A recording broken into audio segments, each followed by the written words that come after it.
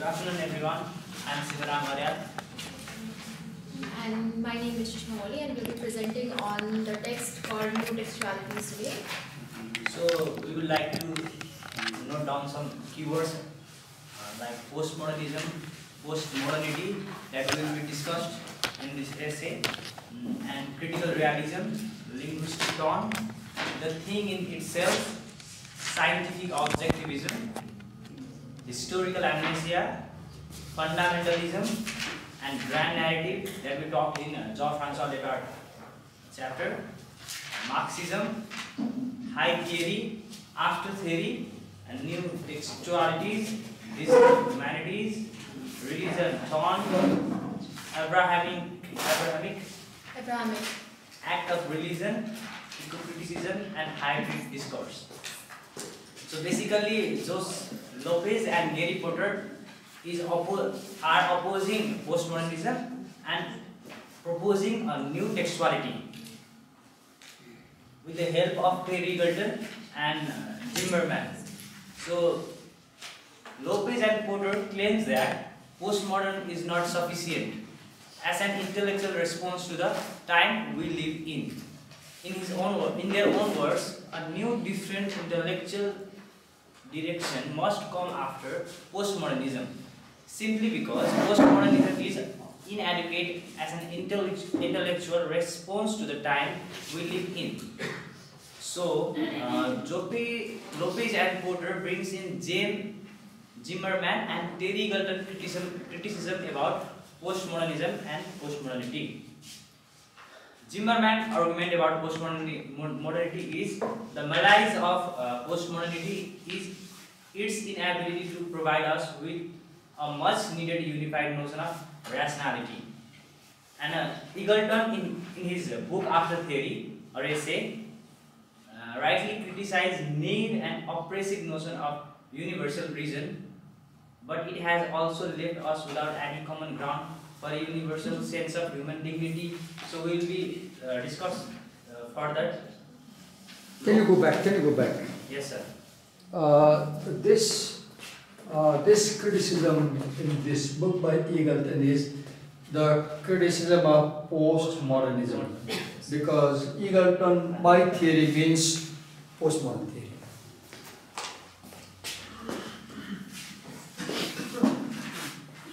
Lopez and Porter asserts that postmodernism and postmodernity stand for a broader term theory, and later they also criticize postmodernity and postmodernism. In their own words, it represents the new orthodoxy of Western contemporary literary theory and as widespread discourse utilized far beyond literary criticism itself, but sharing many key assumptions about society, gender, race, and language. The authors offer a methodology after postmodernism, that is critical realism. So critical realism is an approach to knowledge which recognizes the material real as well as our social construction and interpretation of understanding that real. Additionally, he asserts that science is the most reliable mode of investigation and understanding of our world. So Lopez and Porter suggest postmodernism is not able to explain why it is the case that science continues to produce useful knowledge.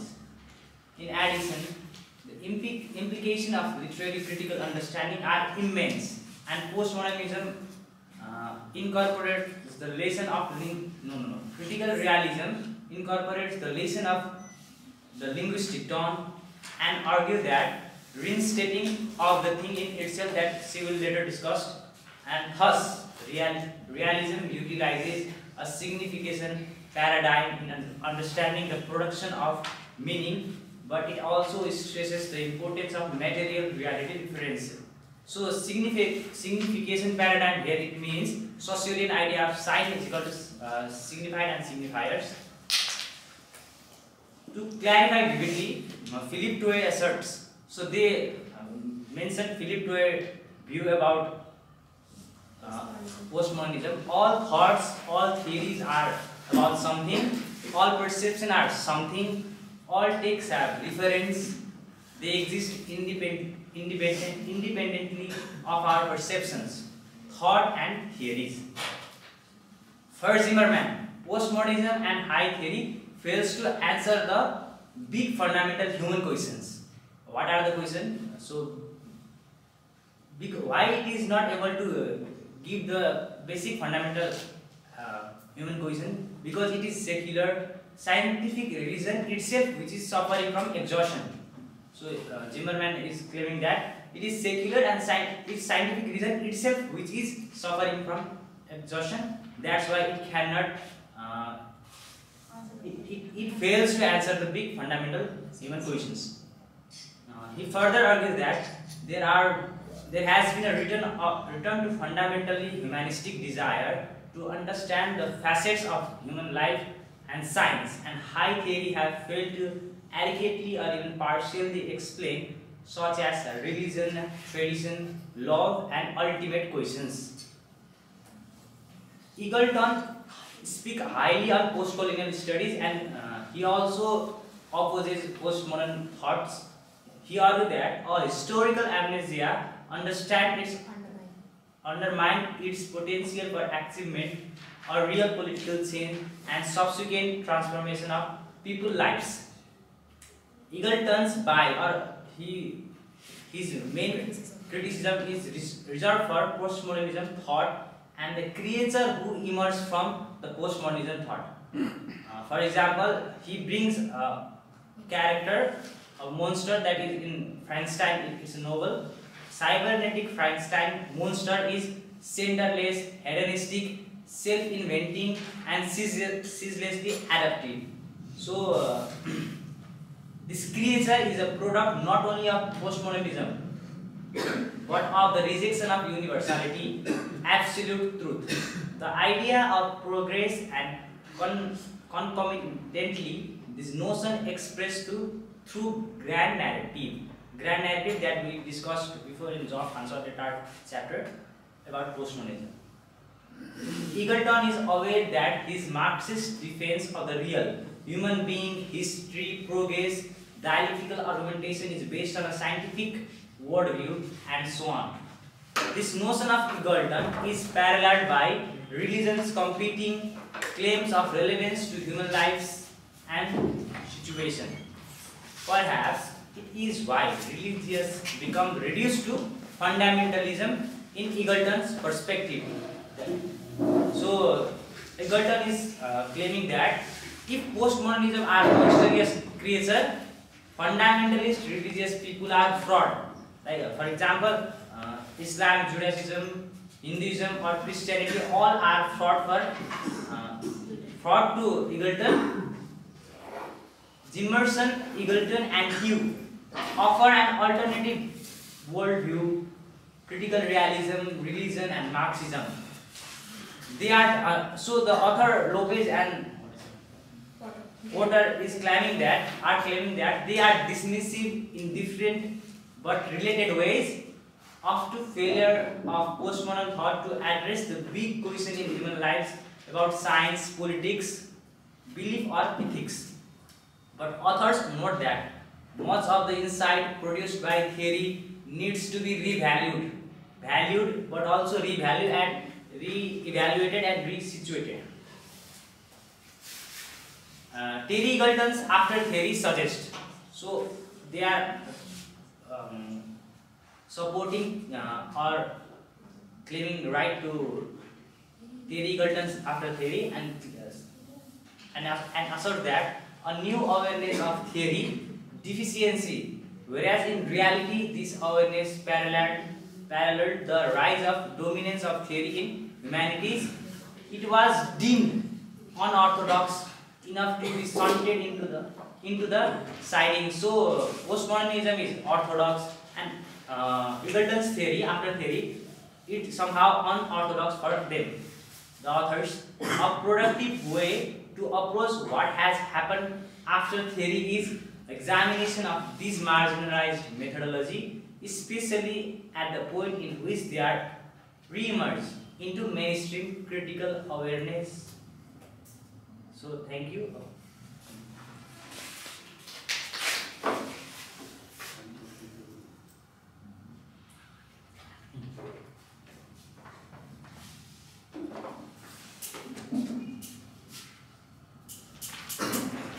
So talking about the main title of the text, that is New Textualities, the paragraph opens up with the sentence saying that new textuality shares a sense of the thing in itself, as in the object in itself, irrespective of its representation or observation. So in eco-criticism, there is a rejection of the notion that the natural world is entirely linguistic, social construct, and that the natural world powerfully resists our narratives. So in criticism, there is a rejection that the natural world is entirely linguistic or socially constructed, and that the natural world resists our narratives, as in our perception of the culture or the society. However you describe this chair, the chair is here as a thing in itself. Yes. However you describe this chair, however you represent, no matter, the chair is a thing in itself. So the nature is also a thing in itself. I have this bad at it, right? I feel like sometimes intervening, joining you. Sorry about that. Okay? Take it easy. Move ahead. Rebecca and Miriam argue that the idea that language constructs reality, when pushed to its logical conclusion. So these two writers, or these two critics, they're saying that when language is put into logical reasoning, reality is formed. So the idea that language constructs reality is pushed when logical conclusion is brought into picture. Or simply say, reality is mediated through language. Cheryl? Is it pronounced as Cheryl? Yeah, Cheryl. I pronounce Cheryl. Okay. Cheryl argues that linguistic tone leads to the notion of the world being entirely social. So another critic is saying that linguistic tone leads to the notion that world is entirely social. Whereas eco-criticism believes that the fundamental premise that human culture is connected to the physical world. Let me explain that idea. You don't have this notion, this thing. Linguistic turn leads to the notions of the world being entirely social. What is language? Language is a social practice. Language is a social practice. For example, right now in this class, I am doing something, Sushma is doing something, we are doing something, and we are speaking, right? So what we speak and how we speak depends on what we are doing. So language is very closely connected to our activities, our actions, our social practices. In that sense, she is writing that language is entirely social, right? Because if you just imagine you have zero activity, you do nothing, you have no language. If you do nothing, you have no language. Language emerges when you do something. Because when you do something, you say about it, speak about it. So language is a result of social practice. There is a book, beautiful, it was in a course last year, but the course is scrapped. It was about critical discourse analysis. There's a beautiful book, I forgot the title, where there are essays of this type. Yes, go on. So eco-criticism says that human culture is connected to the physical world. It is affected by us and we are affected by it. Can you explain, Sushma, how human culture is affecting the physical world and how human culture is affected by the physical world? Can you try to paraphrase? Can you try how the human culture is affecting the world and how it is affected? It's very simple. Look, we are in this class, right? We are in society. So we are human beings. We in a society, we have a culture. And our day-to-day activities, they affect the world, right? They affect the world. And then our children, for example, they will say, oh, how is the environment? How is the ecology? And when they they develop as people in future, they will be affected, right? So we affect the world and we are affected. Just not feel like standing by you and just listening to you constantly and intervening. You go on. Go on. So the field of criticism came at the age of height when theory was at a heightened state, a period in which the outside text was rejected. So eco-criticism, basically the field of eco-criticism came into picture when theory was at its heightened position and where the outside text was rejected. So eco-criticism, like many new textualities, is a hybrid discourse. What is the notion of outside the text? Something that theory cannot explain. Okay. Or that cannot be studied theoretically. So eco-criticism is the study or the relation between human culture and literature. So that could not be studied theoretically. So it becomes outside the text, that notion. Okay, go on. Continue.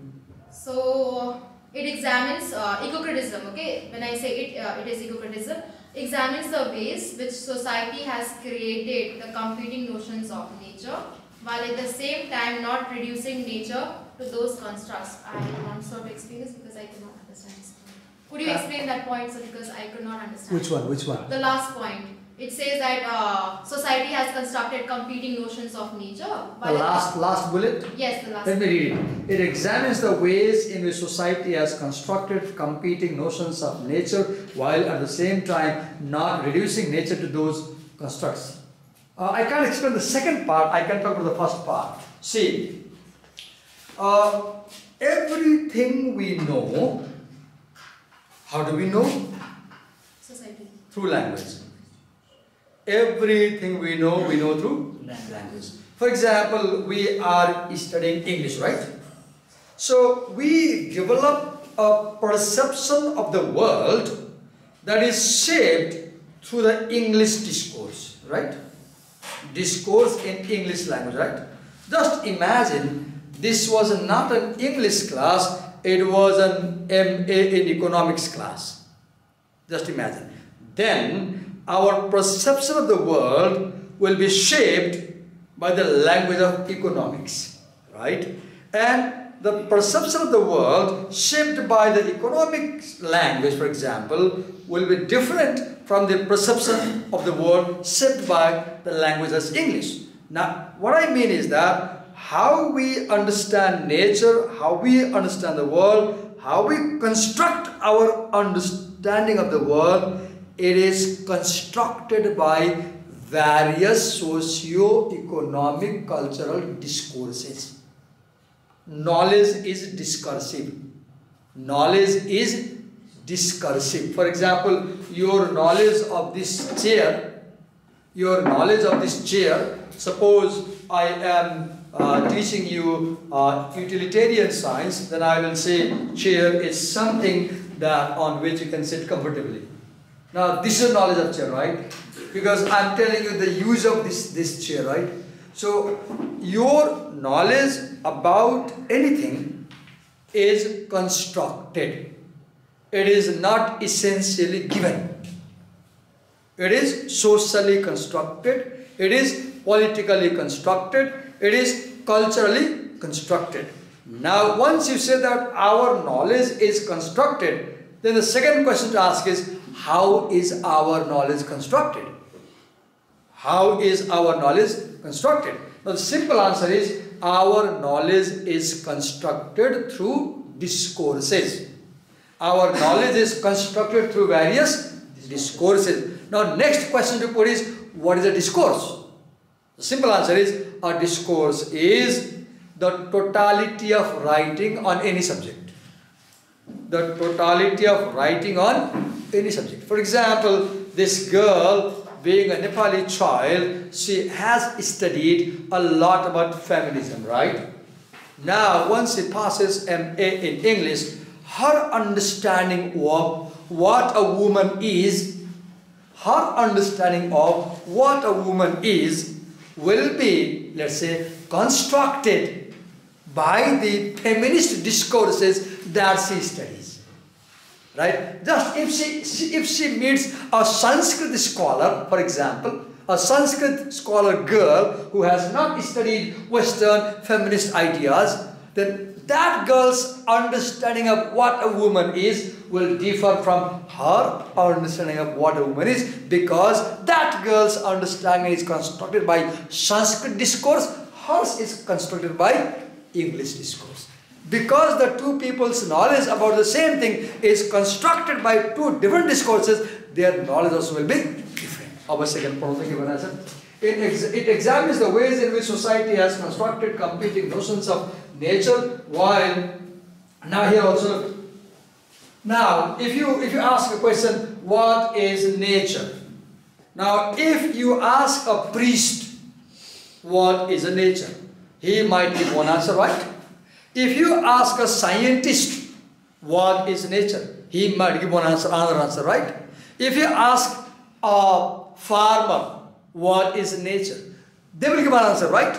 If you ask an ecologist, they will give an answer, right? So different people will give different answer to the same question, what is nature? Now you ask question, why do different people from the society have different understanding of what nature is? Again the answer is because their understanding of what nature is constructed through different discourses. एउटा किसानलाई तिमीले प्रकृति के हो भन्यो भने आमा हो भन्न बेला लाग्दैन, आमा हो, अन्न दिन्छ नि त खाना, right?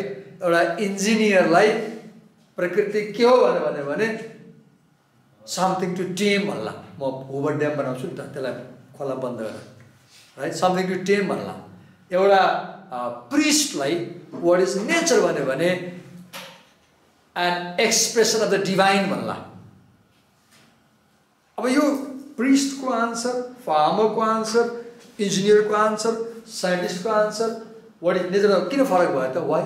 Because their understanding of what nature is constructed by different discourses, by different basic कुरा के बुझ्ने भने knowledge is discursive. Knowledge is discursive. भने के knowledge is constructed by discourses. तिम्रो एमए पढ्न आयो नि, बिए पढ्यो नि, यो पढेर एउटा अंडरस्ट्यान्डिङ बन्छ नि. केले भनेको यो? It is your knowledge about anything now is being constructed by the discourses that you are studying. For example, तिम्रो सबै वेस्टर्न कुरा पढिरहेछ नि, तिम्रो कस्तो वेस्टर्न हो नि, इङ्ग्लिस हो, वेस्टर्न हो नि. So your understanding is more tilted towards Western ideology, Western philosophy. तर यही क्लासमा संस्कृत पढाएको यार बस्यो भने their knowledge will be quite different from yours. अनि के बुझ्नु पर्यो? His knowledge is formed by Oriental discourses. Your knowledge is formed by Occidental discourses. So त्यही भनेको अगाडि पढ, while at the same time not reducing nature to those aware. Though various discourses bring various understanding of what nature is, various discourses formulate various understanding of what nature is, yet if you go to a plant, साँच्चै कि तिमी एउटा रुखसँग गएर हेर्यौ भने there is one tree, right? There is one tree, there is one mountain, there is one river. That is essential tree, essential mountain, essential river. But there is one nature, one tree, one river, but its understanding is many. Its understanding is many. तिमीहरूले first इयरमा academic राइटिङमा जन टम्किनको एउटा एस्से पढाएको थियो. के थियो लास्टमा? What is research भनेर एउटा एस्से थियो नि. जेन टम्किनको एकाडेमिक राइटिङमा त्यो रिडिङको एन्थोलोजीमा लास्ट एस्से थियो. याद छ कसैलाई? बिर्स्यो. हिस्ट्रीको अब टाइटलमा त्यहाँ टम्किनले के भन्छ? वाट इज हिस्ट्री भन्दाखेरि हिस्ट्री इज पर्सपेक्टिभ भन्छ. व्हाइट म्यानले हिस्ट्री लेख्दाखेरि ब्ल्याक म्यानलाई काउन्टै गर्दैन, हराउँछ ब्ल्याक म्यान मान्छेबाट. युरोपियनले हिस्ट्री लेख्यो, नेटिभ आउँदैन हिस्ट्रीमा. उसले के भन्छ? Everything is perspective. म यता फर्केँ, That's my perspective. त्यो त मैले देखिरहेको छैन नि, त्यो मैले देखिरहेको छैन नि। अब यता फर्केँ, this is my perspective. अब यो म देख्छु नि त। अब Insta 360 को क्यामेरा त अहिले आयो, जसले यहाँ झोयाको चारतिर देख्छ, तर हाम्रो आँखाले all around देख्दैन कि 360 perspective हुँदैन। So अब your everything is perspective when you say, म यहाँ आयो भने, now look, I have this angle perspective, right? अब यहाँबाट चाहिँ त्यहाँ गयो भने I have quite another perspective, right? अब के बुझ्नु पर्यो? What you understand depends on where you stand. What you understand depends on where you stand. अब फरक यहाँ गयो भने मैले त्यो कोर्नर देख्छु अब यहाँबाट, अब यहाँबाट मैले देव को भने भन्दा देव कालो ज्याकेट लागेको छु भने त्यो बोल्छु नि। Now my understanding of Dev is determined by where I am standing. Now if I change my position and come here, my knowledge about Dev will change. त्यही भएर त्यो बजरको पहिलो यस्तो छ नि, ways of seeing. त्यो भने के हो? You know according to from where you are looking. तिमी जहाँ उभिएर हेर्छौ नि त्यसरी बुझ्छौ के? अब यो जुन यहाँ उभिएर अब यो फेरि ठाउँ बनायो भने त्यहाँ त्यो के हो? यो लोकेसन त्यस्तो बनायो भने त्यहाँ के हो? Where you know according to where stand भनेको के हो? Your socio-economic cultural position भनेको हो कि। देव मगर हो नि, ऊ पाल्पा जन्मे होला, मलाई थाहा छैन, ऊ मध्यम परिवारको होला, गरिबको होला, धनीको होला, दुःख गरे होला, उसको फ्यामिलीको सोसियो इकोनोमिक जुन कल्चर छ नि, द्याट इज हिज पोजिसन के। अनि उसको नलेज संसारको छ नि, ऊ त्यहाँ इभल भएर आउँछ। जस्ट इमेजिन कि देव जन्म मेरो घरमा आएको थियो, मैले हुर्काएको थिएँ मलाई, उसको अर्कै हुन्छ। मैले जुन घरमा एउटा विद्यार्थीलाई मैले पढाइरहेको छु नि, ऊ 6 क्लासमा आएको म कहाँ, ऊ घर जान्छ अनि बुवा आमाले फोनमा के भन्छन्, सर हाम्रो छोरा हामीसँग बोल्दैन भन्छन् फोनमा, अर्कै भाषा भन्छन्। अब उनीहरू भाषुराको कल्चर खोज्छ त बच्चामा, अब त्यो बच्चा काठमाडौँको भइसक्यो कि बाजुरा छैन कि, ऊ मेरो घरमा हुर्किएको छ नि त, अब मेरो कल्चर पाएँ नि त उसले। अब उसको पर्सपेक्टिभ मेरो भयो कि ब्राह्मणको भयो, विष्टको छैन, अर्कै छ। रक्सी खाँदैन, चोर खाँदैन, मासु खाँदैन, माछा खाँदैन, पूजा गर्छ, मेरो घरमा हुर्किएको भएन। So my point is, where you stand determines how you know the world. And this where you stand भनेको ठाउँ भन्ने होइन के, यो भनेको your socio-economic cultural position or location. त्यही कुरा भन्ने हो। अब this socio-cultural economic position is various, तर the real nature is one. Nature is one, but the way we understand is different. अब एउटै यही क्यामेरा वान छ नि, यसलाई नेचर मान, यो सिंगल नेचर हो नि। यहाँबाट हेर्दा म यस्तो देखिरहेको छु, म यहाँ उभिए हो नि त। अब यता आयो भने I see something else in the same camera. The object is same, but the way I understand changes. Why? Because my position is changing. So as I keep changing my position, my understanding also changes. कस्तो राम्रो रहेछ है, सबै पढाएको थिएँ, बिर्स्यो कहाँ पढेको first इयरमा academic राइटिङको ways of seeing पढेन, तर अब फेरि घर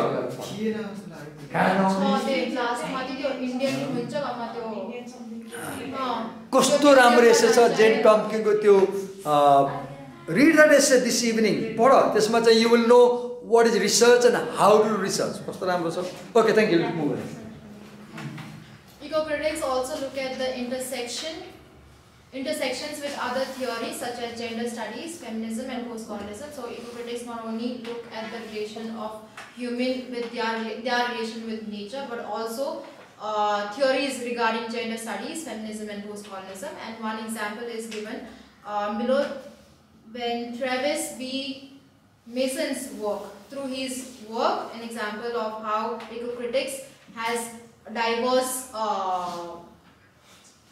roles to play is being portrayed. That is in his work, representation of animals in literary text, bridge eco-criticism and post-colonialism. a similar hybrid approach holding on to a sense of material real life writing. So along with eco-criticism being an aspect of new textuality, life writing that is autobiography also comes under the category of you have a course in which third or fourth month new textuality. you will have a course third month. There is a course in your MA program life writing. Travel writing we have. Huh? Travel writing. Life writing. Oh, yes, writing. There was a course. Third? I'm not sure. Yes, move. So, life writing or autobiography also becomes another new textuality.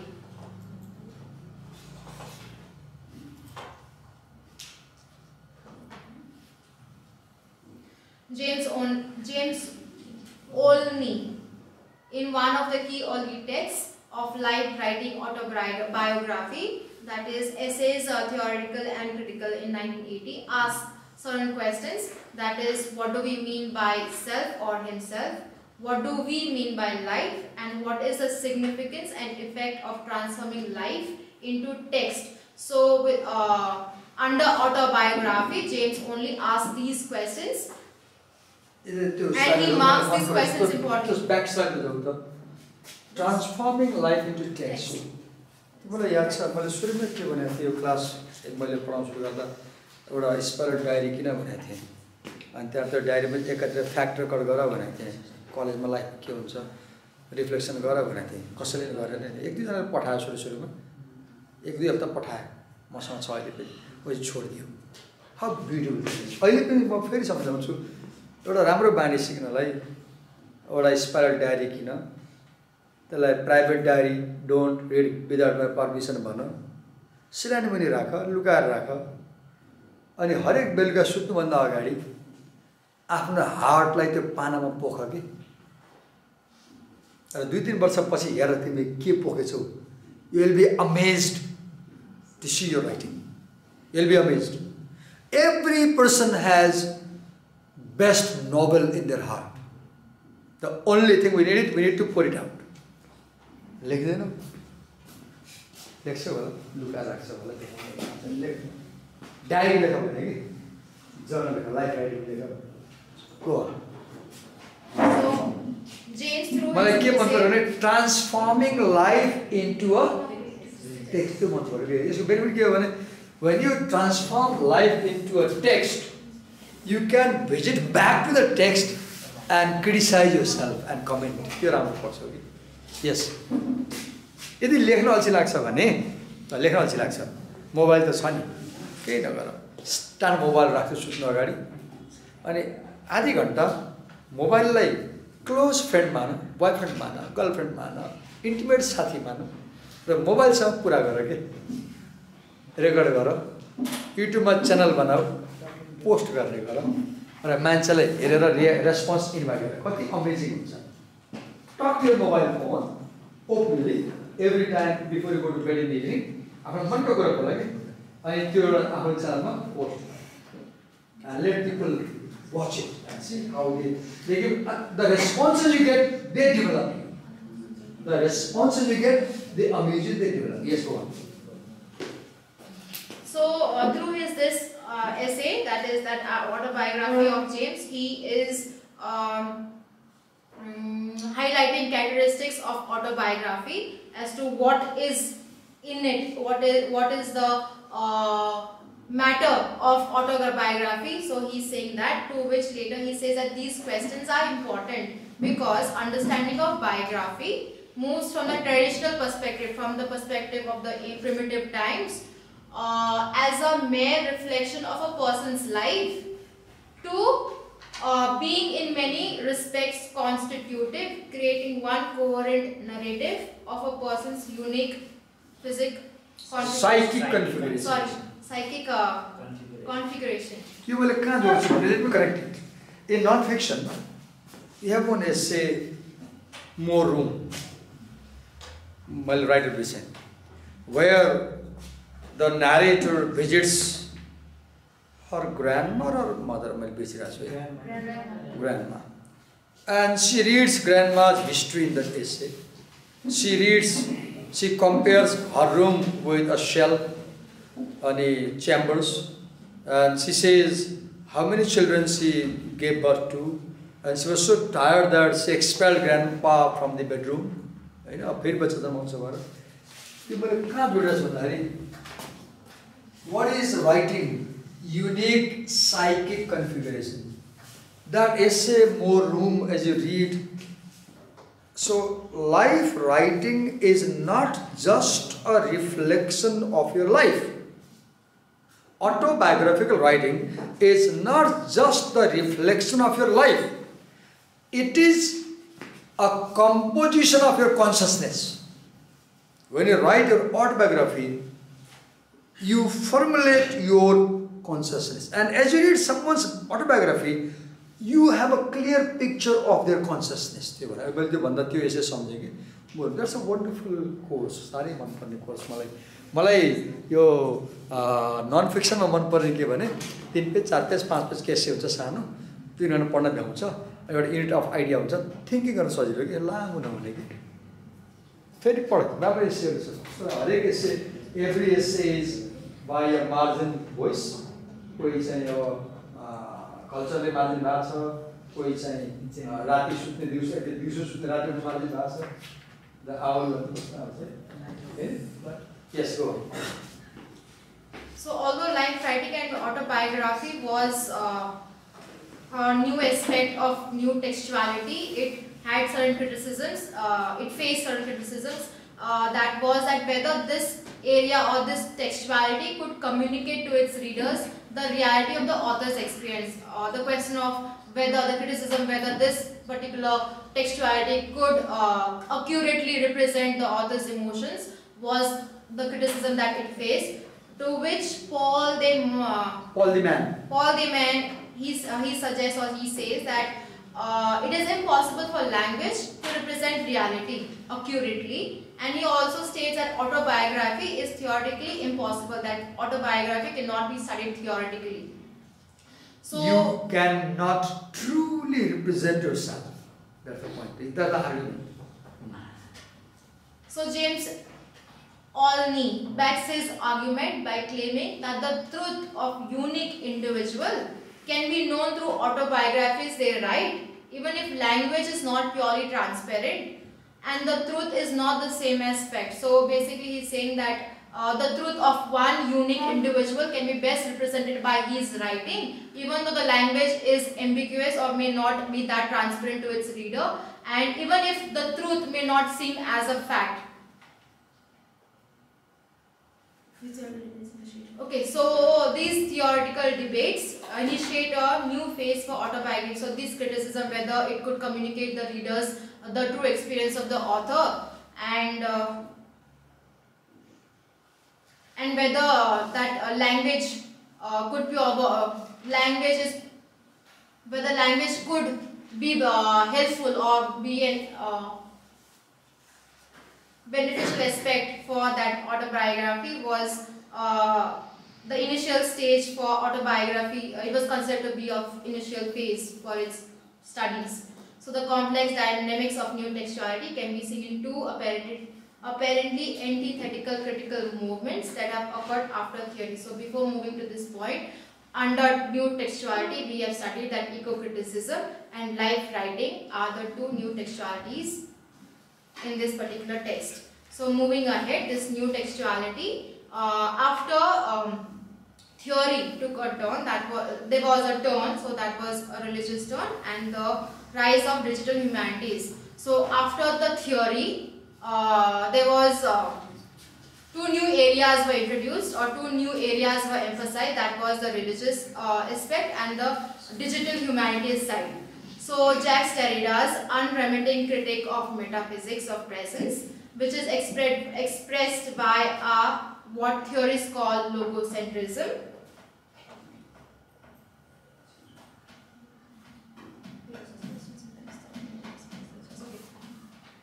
So before moving to the next slide, basically when we read our literary pieces of Derrida, the notion that Derrida could come up with religious aspects into his writing is far from our assumption, but that is not the case. The text says that directly or indirectly Derrida has spoken about religious context, whether it is in contrast or whether it is in opposition or it is in favor. So in his texts like of grammatology, writing and difference, the postcard, and several other texts which are not mentioned in the slide, they speak of religious context in some form or the other, mostly opposing. The first word there, girl, it is Jill or Jill. Is it pronounced as Jill or Gil? Don't know. You just move ahead. No, not to worry. Okay. Sometimes So we the will spelling, check it too because they are foreign names, so we don't know how they pronounce. Okay, there's a spelling error. It is not girl. It is either Jill or Gil.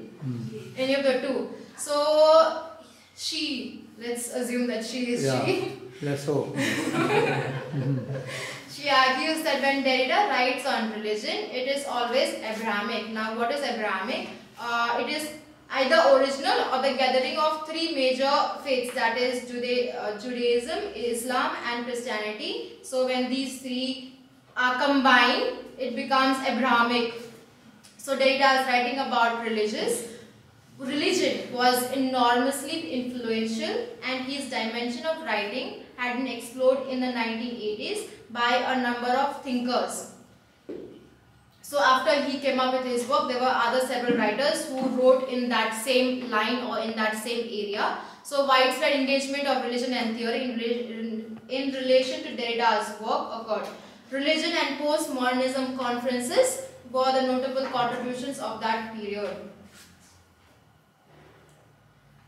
If the religious turn in theory brings together ancient and new texts together, combining theories of transcendence with theories of immanence, then the digital humanities analogy juxtaposes the entire gamut of humanist cultural memory, that is, it is digitized medieval religious manuscripts, text canonical great thinkers and their works, new notions of hypertext and electronic reading, with that of cutting edge computing technology. So if religious turn is bringing in ancient and recent texts together and combining it with theory and transcendence, on the other hand, digital humanities is bringing in humanist cultural memory and the cutting of edge computing technology together. Now, the cutting of edge computing technology is written somewhere. Technology that hasn't had the opportunity to fully mature. So it's all right. Let me explain that. The point here is that the religious turn, what is that doing? Religious turn is bringing two things together: the ancient and the new together, right? And the digital humanity, what are they doing? It is also bringing the medieval text, right, by digitizing them and making us understand them in a new way using computer technology. That's the point.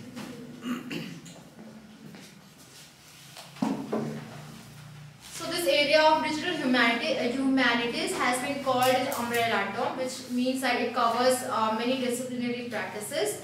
The former critics argue that the digital humanities supports a capitalist technologist reinvention of education.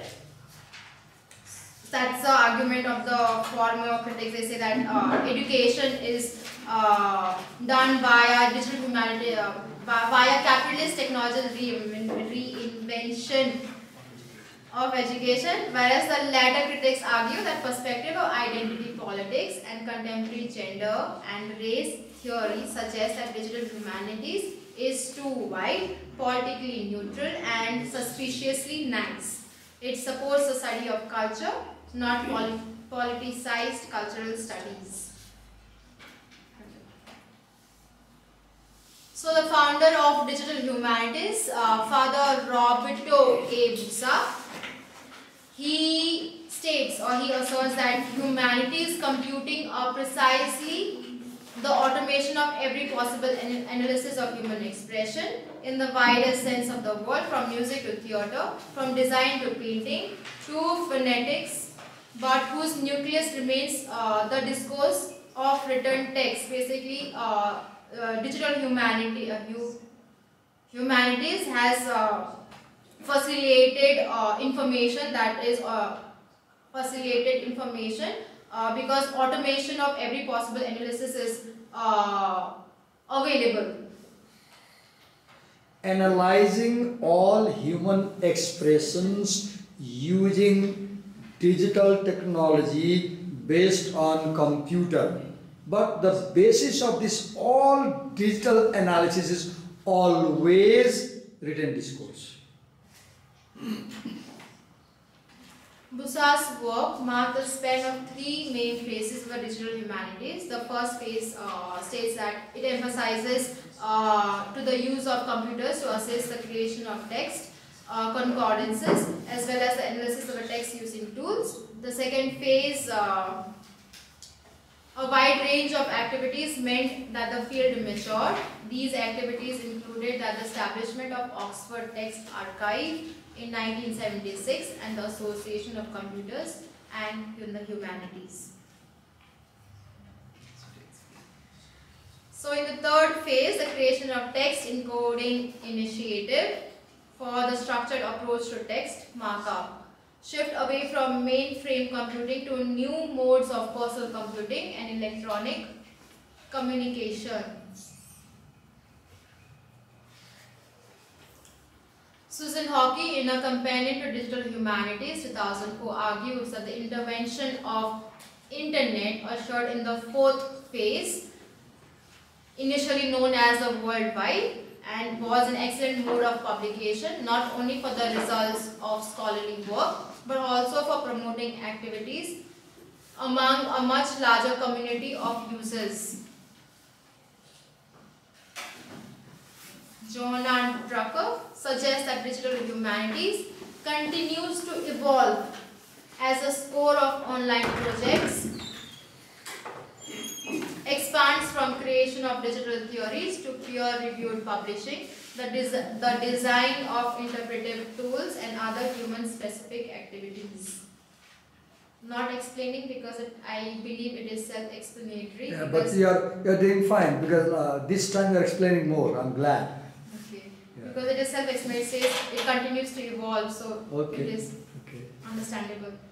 So the encounter of text and digital media has reinforced theoretical realization that printed materials are not static, self-identical artifacts, and the fact of reading and interpretation is a performative intervention in a textual field that is charged with potentiality. So when texts come in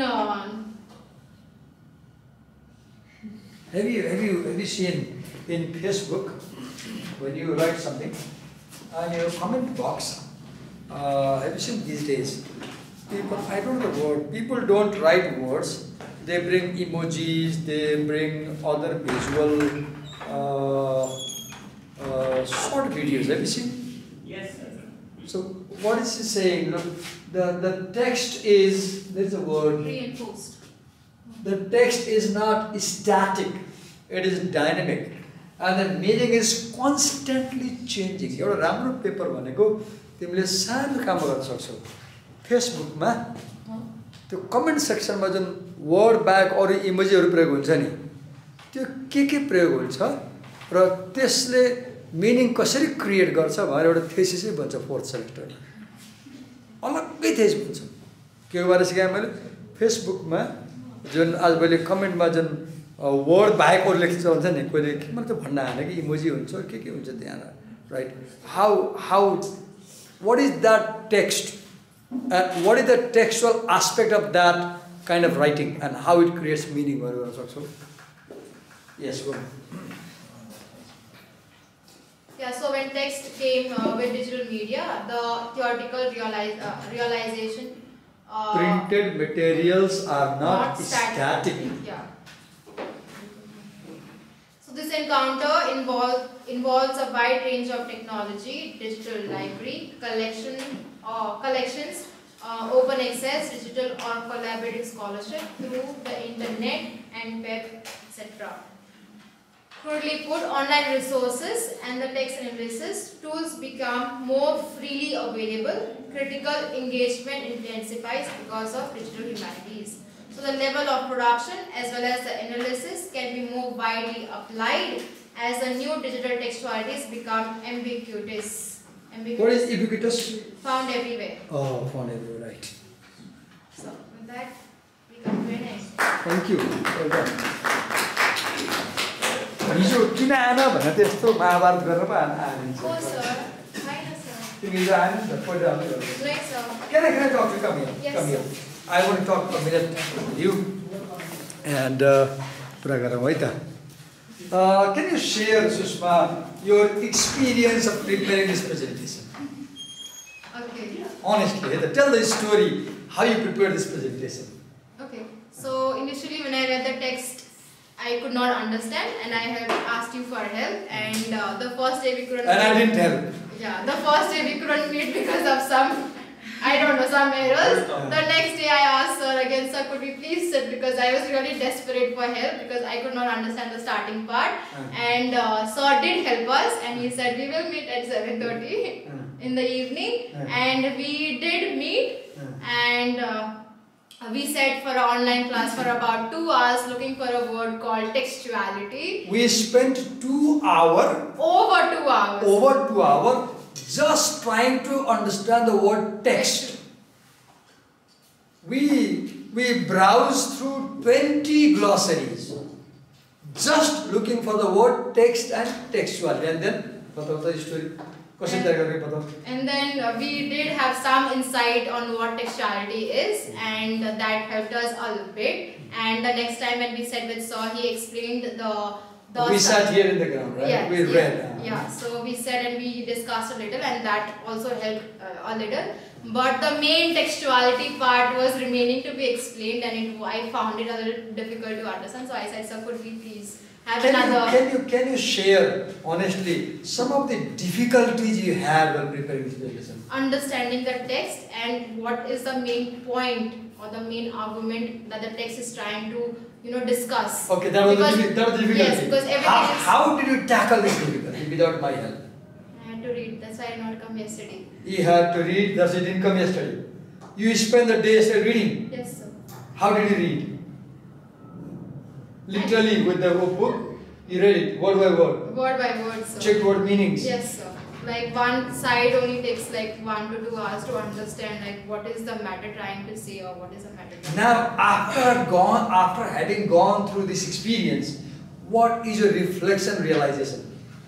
Any realization? Yes, that I can do if I put in my effort. I can do if I put in my effort. यति एउटा कुरा उले जुन बोले नि भर्खरै I can do if I put in my effort. यति एउटा कुरा हामी शिक्षकले हरेक विद्यार्थीमा सिकाइदिन सक्ने हो भने युनिभर्सिटी will change. उले के भन्यो? I can do if I put in my effort. Diwakar सरले अनलाइन बेलुका बोलाउनु भयो अनि सर भनेर बोलाउँदाखेरि कुकुरलाई खाना खुवाउँछ पख पनि भन्नुभयो सरले आशा देखाउनु भयो पढाइदिनुहुन्छ भनेर म कुरिराखेँ डाटा किनेर तर सर चाहिँ बिदाउनु भयो र सरले मलाई सिकाउनु भएन नसिकाएर के भयो त म गरेँ हिजो कलेज आइन घरै बसेँ पढेँ बुझेँ I can do if I put in my effort. त्यही भएर भन्छु if you really put in your effort, you never need any teacher. You never need any college. You never need any university. Did Gautam Buddha go to a university? Did Shakespeare go to a college? Right? The most important thing is believing K. If I put in my effort, I can do. First year को academic writing को ideas and detail वाले किताब को पहिलो chapter को पहिलो पाना को पहिलो paragraph में क्या लिखा था? In college, your professor will require you to put in your effort भनेर लेखेको छ सम्झिन्छ पढेको and if you put in your effort you will learn writing भनेर लेखेको छ thank you so much students can do if they put in their कस्तो राम्रो कुरा बोलेर भएको हो thank you हामी ब्रेक लिने एकछिन Yes, sir. अब कसको प्रेजेन्टेसन छ अब ओके हामी 10 मिनेट ब्रेक लिउँ त 10 मिनेट ब्रेक है त सर 2:15 मा जाने भन्नु हैन अनि सबै त्यसो भए ब्रेक नलिने 2 बजे सर अब हामीसँग आधी घण्टा छ भ्याउँछ यस सर ल जति भ्याउँछ गरौँ न आधी घण्टा बाँकी फेरि गर्छु I will leave at 2:15 बढीमा ढिलोमा म 2:20 सम्म भन्न सक्छु ब्रेक नलिएर गर्नु So we'll do it without break. This is very